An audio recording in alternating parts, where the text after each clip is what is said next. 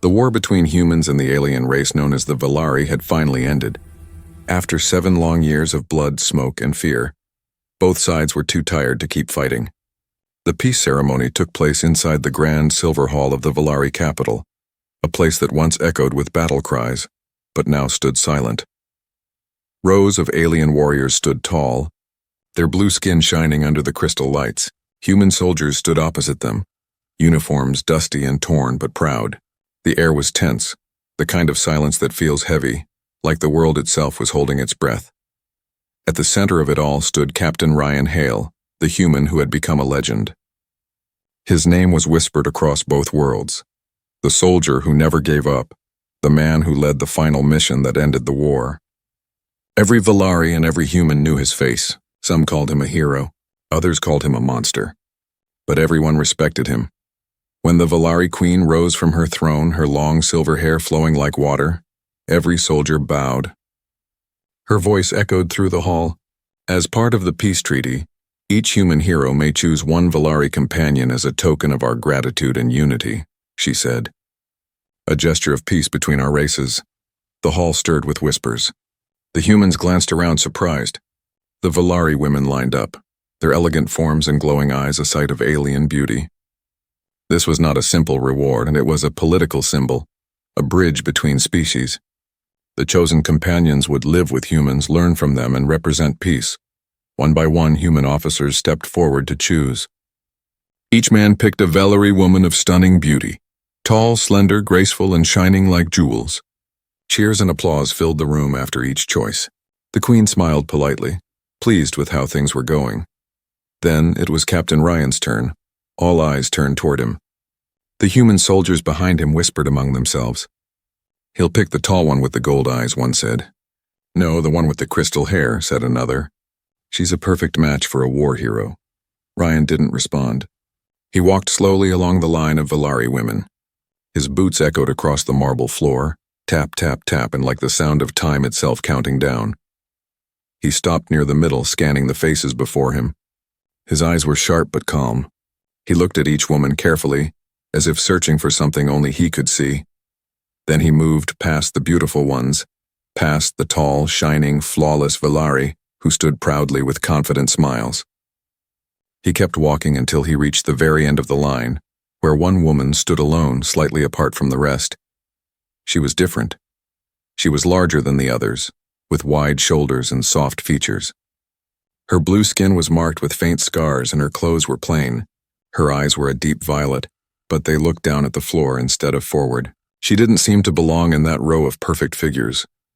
When Ryan stopped in front of her, the entire hall went quiet. The queen tilted her head, confused. The generals frowned. Even the human soldiers began to whisper again, but this time with laughter. "What is he doing?" "He can't be serious. He's picking her." Ryan turned toward the queen. His voice was steady. "I choose her." The queen blinked. "You mean the one at the end?" "Yes," Ryan said. "Her." Laughter rippled through the crowd. Some tried to hide it, others didn't bother. The Velari officers exchanged looks of embarrassment.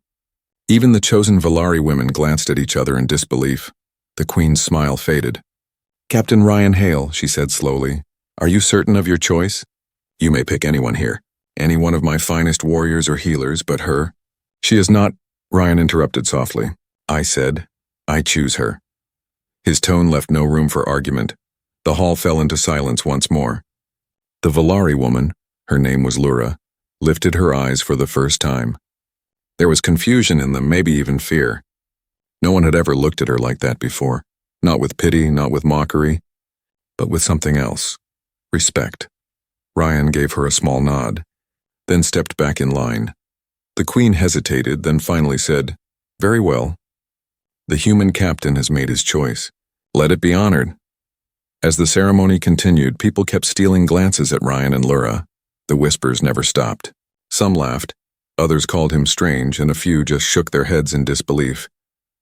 But Ryan stood quietly, his eyes fixed on the floor. He wasn't smiling. He wasn't ashamed. When a reporter asked him later, "Why her, Captain?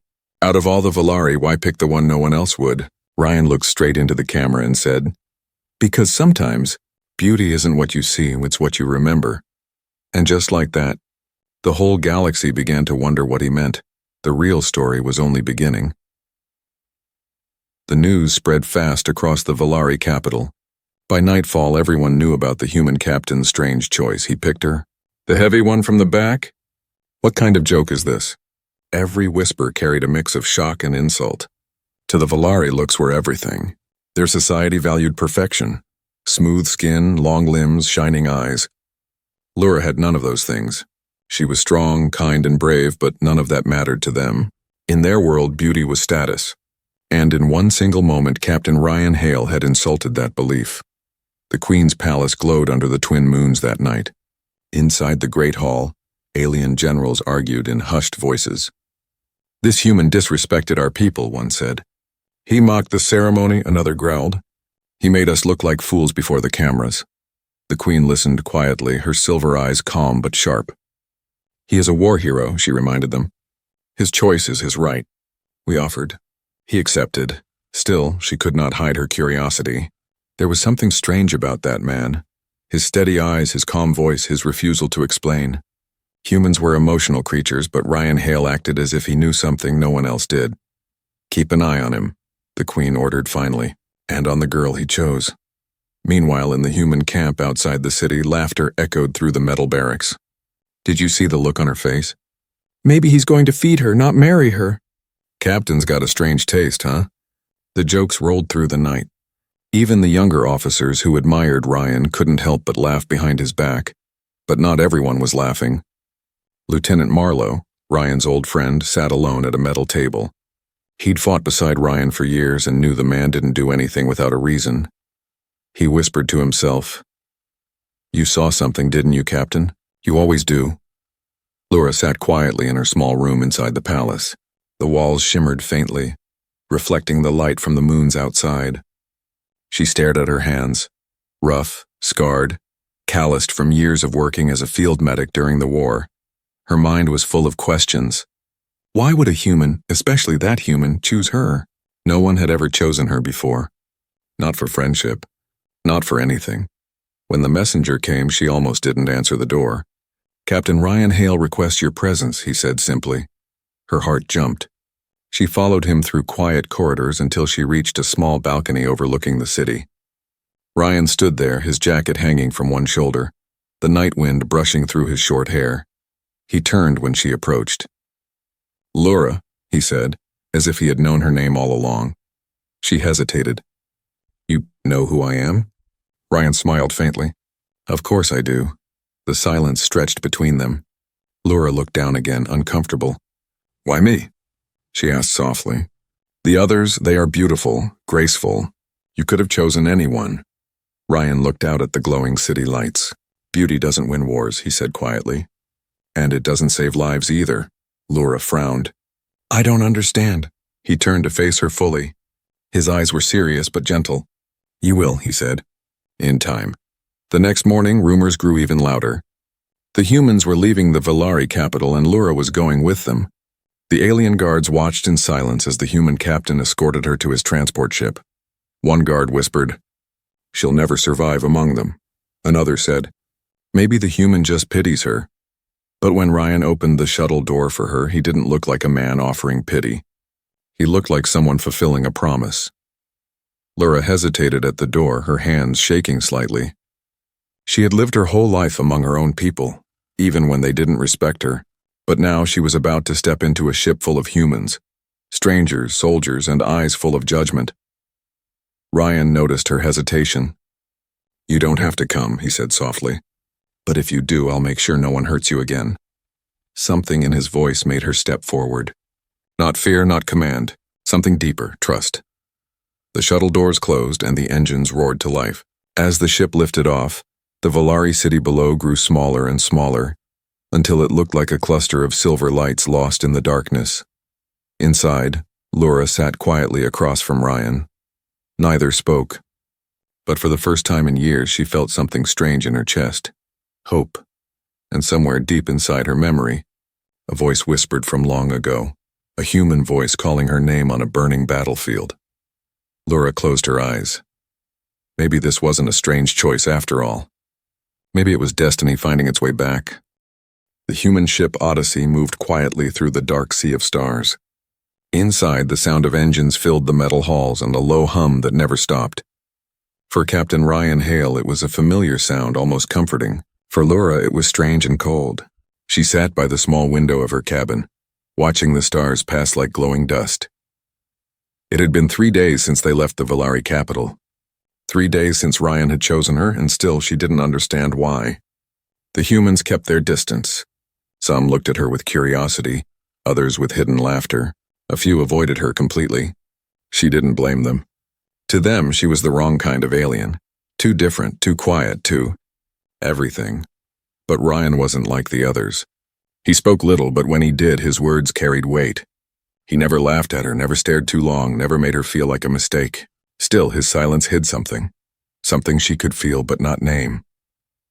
One night, Laura couldn't sleep. She walked quietly through the ship's corridors, her steps light, her heart heavy. The walls seemed to whisper, not real voices, but memories. The hum of the engines became the sound of plasma fire, the smell of smoke, the cries of war. She stopped near the command room. The door was half open, and inside Ryan sat alone. The screen in front of him glowed softly, showing a piece of old footage, shaky, burned, and filled with static. Laura froze when she saw it. She recognized the place immediately, a battlefield from years ago. Her breath caught in her throat as she watched. The video showed human soldiers surrounded by flames calling for help. Then out of nowhere, a Velari medic ran into the fire. Fat, clumsy, but brave. She dragged one soldier after another to safety, ignoring her own wounds. That medic was her. Laura's hands trembled. She hadn't thought anyone remembered that day. No one ever thanked her. No one even knew her name. The Velari called her a traitor for helping humans. The humans didn't even know she was the one who saved them, but Ryan knew. She stepped inside quietly. You saw that? Ryan didn't look surprised. I was there. Laura's mouth went dry. You were one of them? He nodded slowly. You pulled me out of the fire. I was half dead, but you didn't leave me. You carried me across the field. She blinked, her eyes wet. I thought you didn't remember. I thought no one did. Ryan turned off the screen and looked at her. I remember everything. There was silence for a long time. The only sound was the soft hum of the ship. Finally, Laura whispered, After that day, I was punished.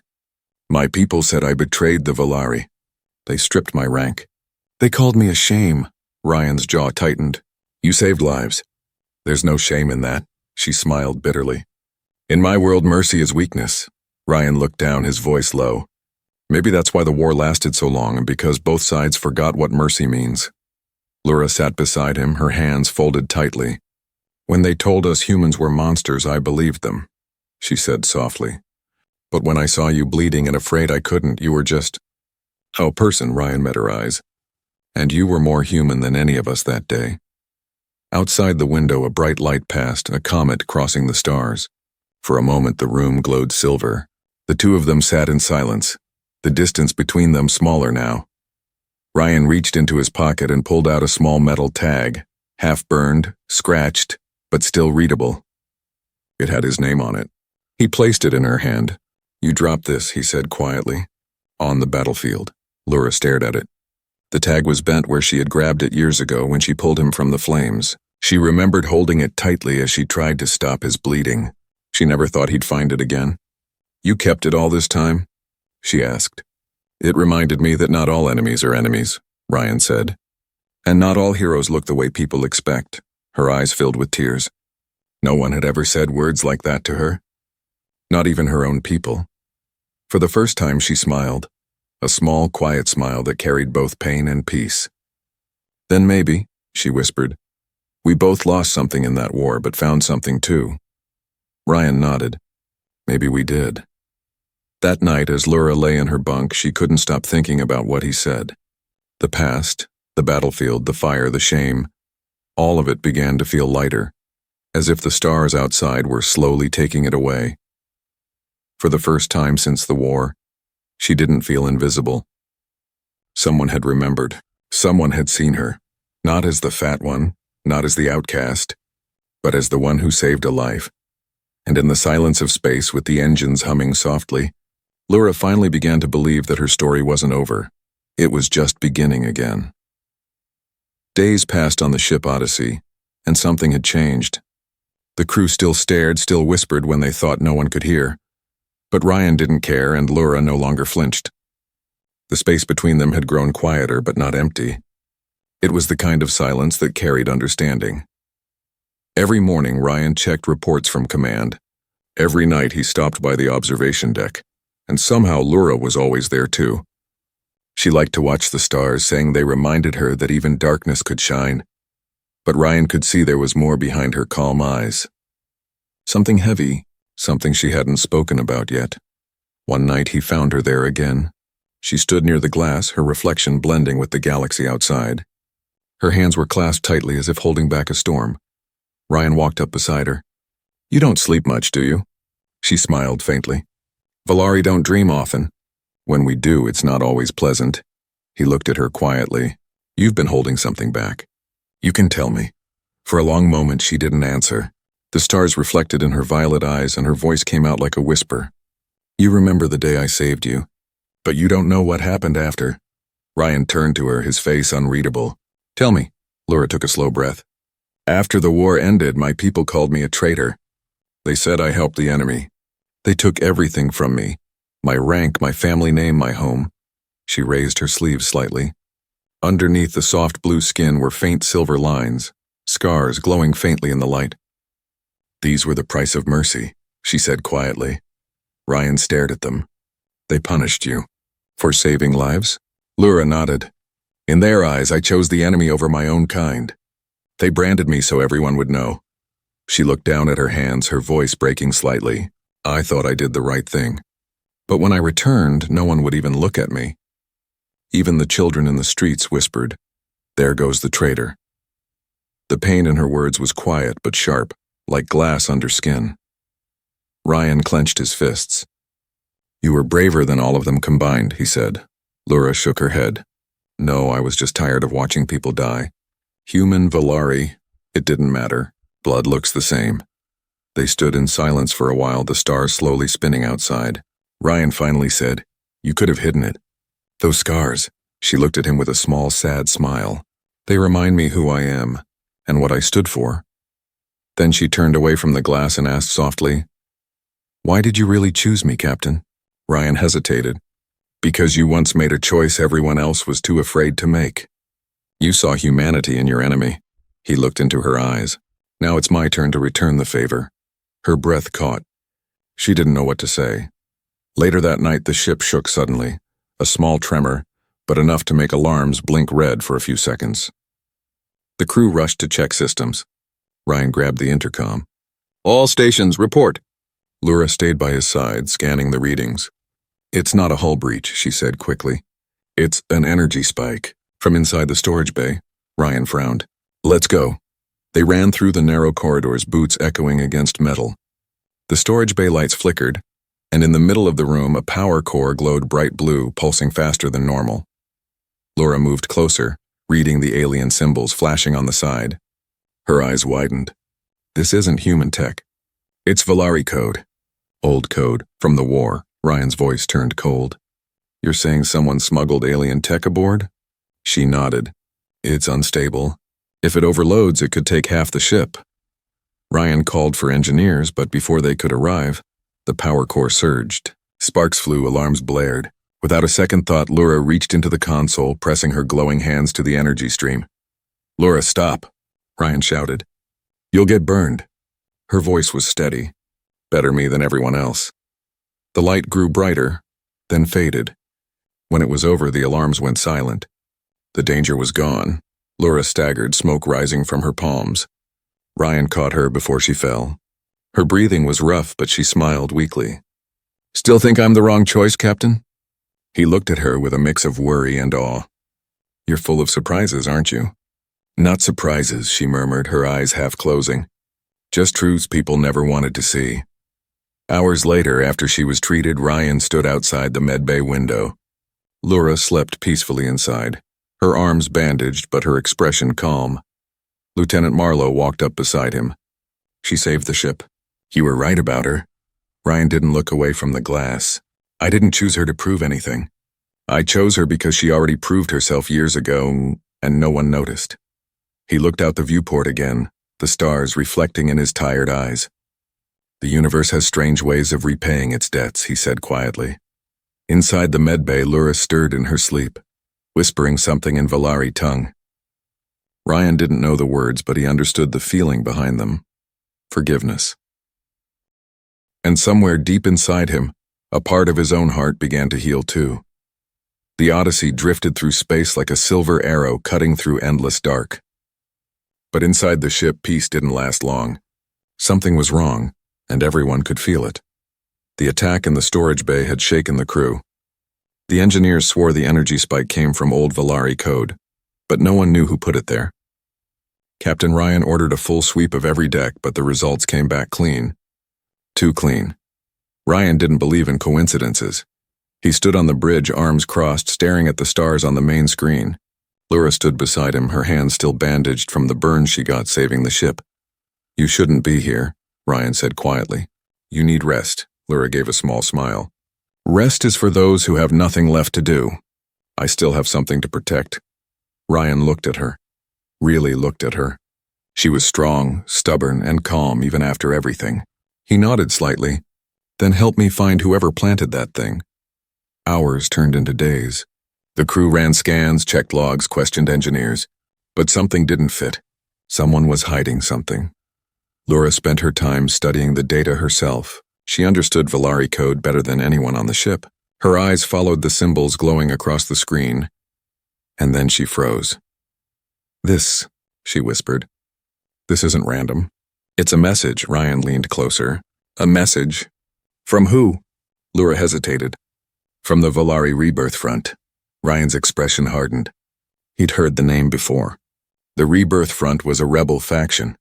Velari extremists who believed peace with humans was a betrayal. They wanted the war back. Ryan's voice was low. You're saying they planted the device? Yes, she said. They want to destroy the peace treaty. If this ship exploded, both sides would blame each other. Ryan clenched his jaw. A false flag? Lura nodded grimly. Exactly. Later that night, while most of the crew slept, Ryan sat in his quarters reading through old battle files. The war had taken millions of lives, yet some still wanted more blood. He rubbed his temples, exhausted. There was a soft knock on his door. Come in, he said. Lura entered quietly, holding a small data pad. I think I found their next move. Ryan motioned for her to sit. She placed the pad on his desk. The screen showed star maps, routes, and code fragments, all pointing to one location.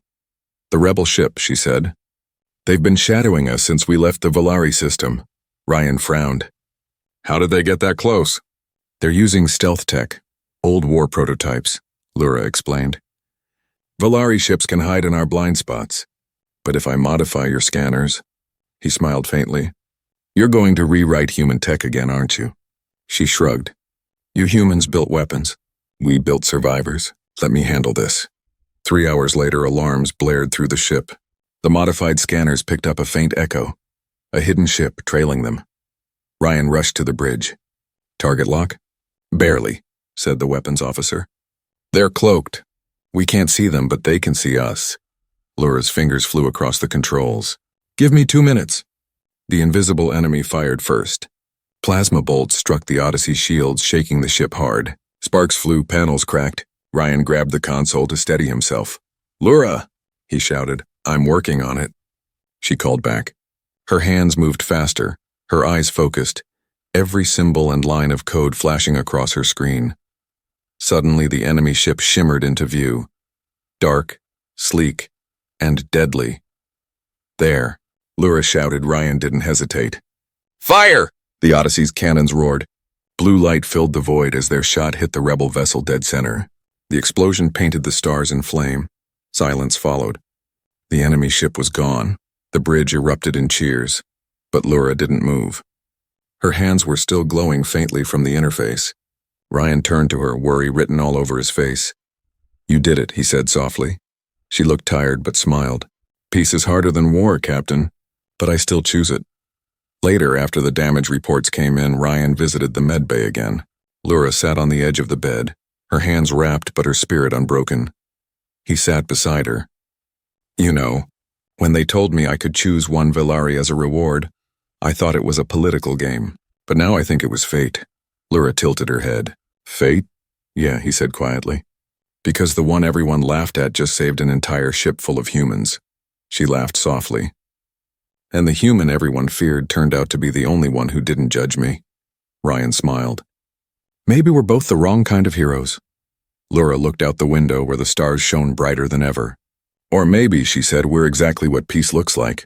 Messy, scarred, and still standing. Ryan didn't answer. He just nodded, feeling something deep and steady settle in his chest. The danger had passed for now, but he knew it wasn't over. There were still enemies out there, shadows that hated the light they were trying to build. And in that quiet moment, as the ship sailed through the stars, Ryan made a silent promise. No matter what comes next, he would protect her.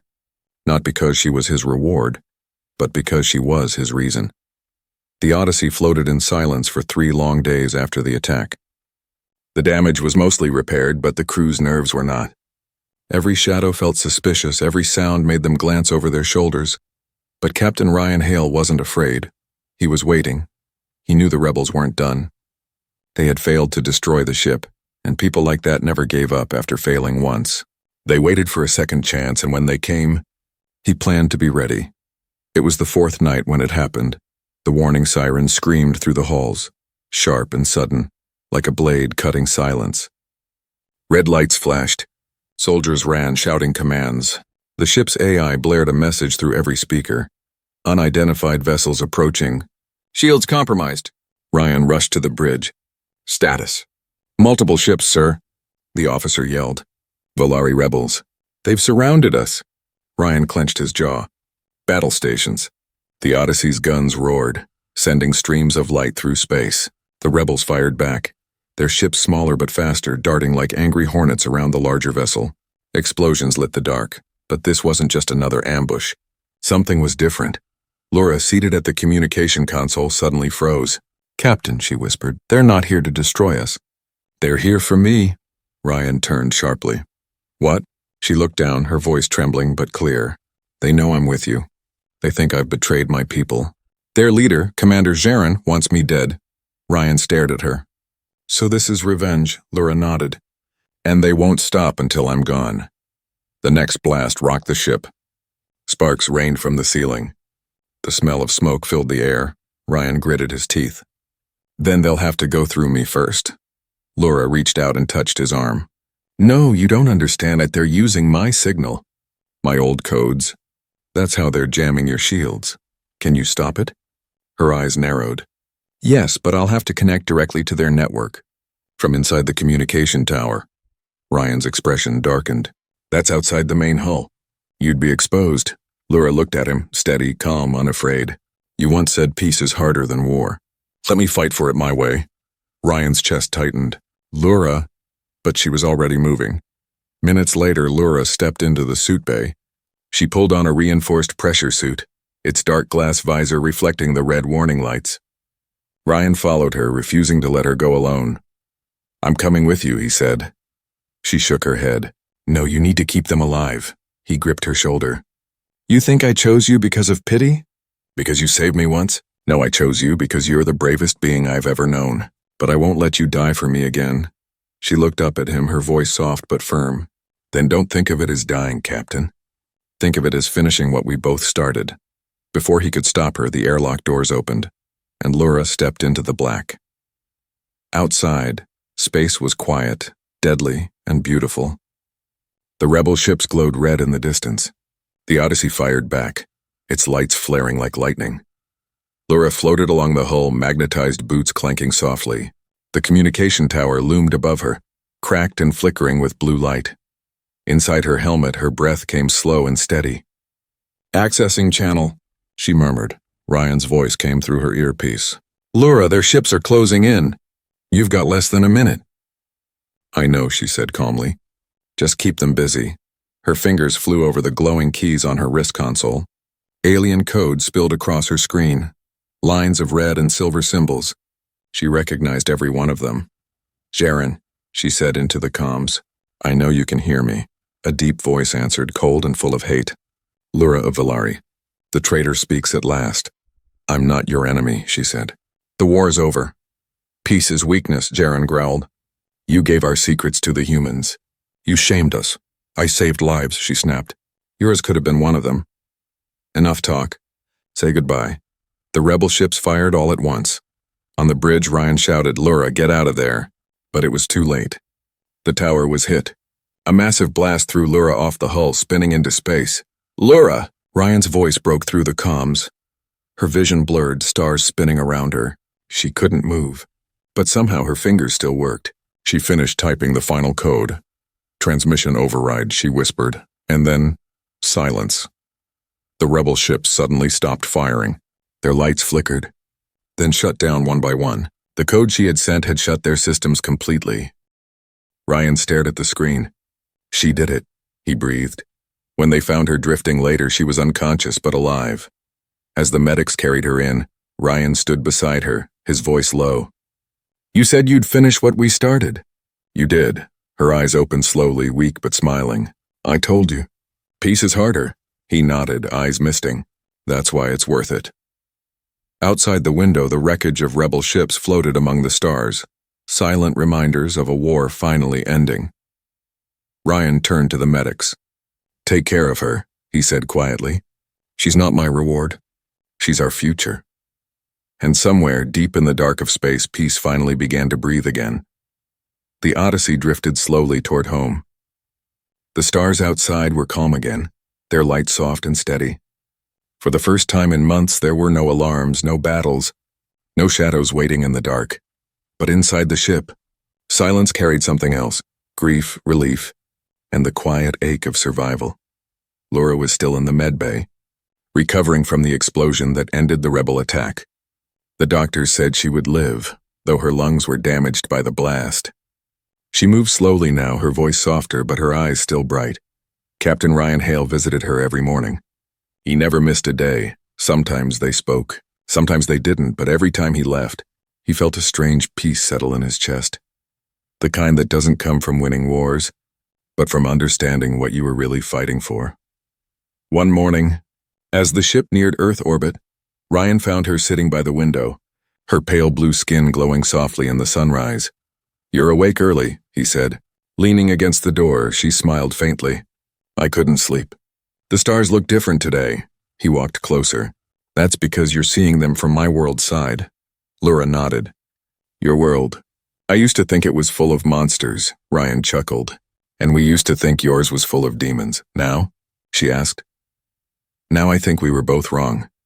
For a while they just watched Earth grow larger in the window, a blue and green sphere glowing against black space.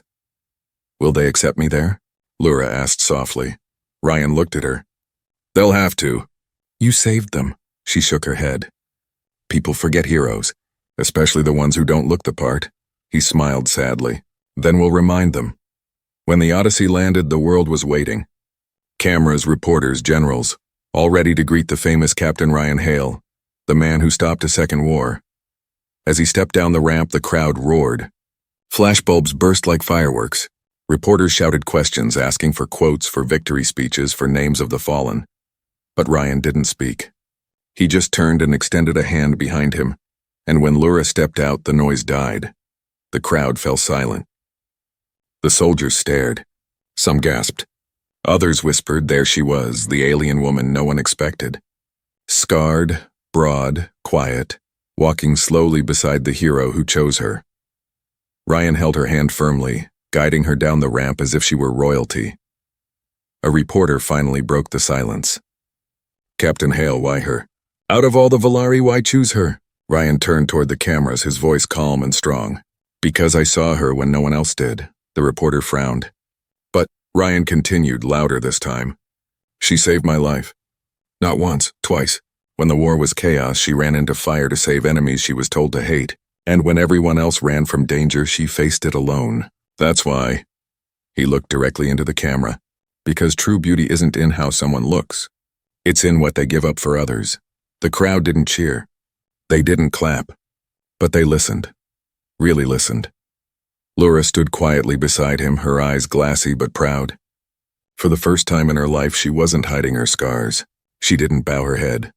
She didn't shrink away, and as the moment stretched on, one of the young soldiers in the crowd saluted her. Then another. Then another. Within seconds, hundreds stood at attention, their hands raised in salute. To her. Ryan turned to her and smiled. Looks like they remember heroes after all. She laughed softly, the sound faint but full of life. Maybe not heroes, she said, just people trying to be better. Months later, a peace ceremony was held at the New Earth Velari embassy, a place built together by both species. The halls were filled with color, symbols from two worlds now woven into one flag. At the center stood a bronze statue, a human soldier, and a Velari medic standing side by side. Their hands joined, looking toward the stars.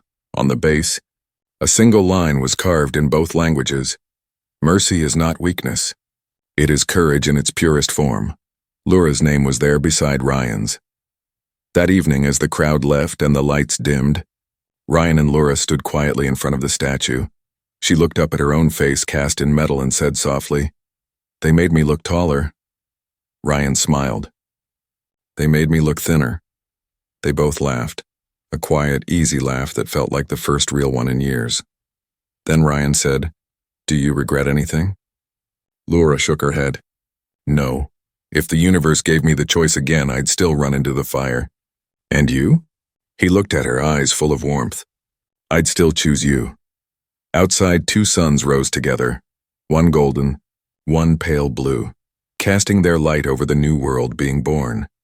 And as their twin shadows stretched across the silver floor, human and Velari, soldier and healer, stood side by side, no longer enemies, no longer strangers, but symbols of what peace truly looked like. Not perfect, not pretty, but real.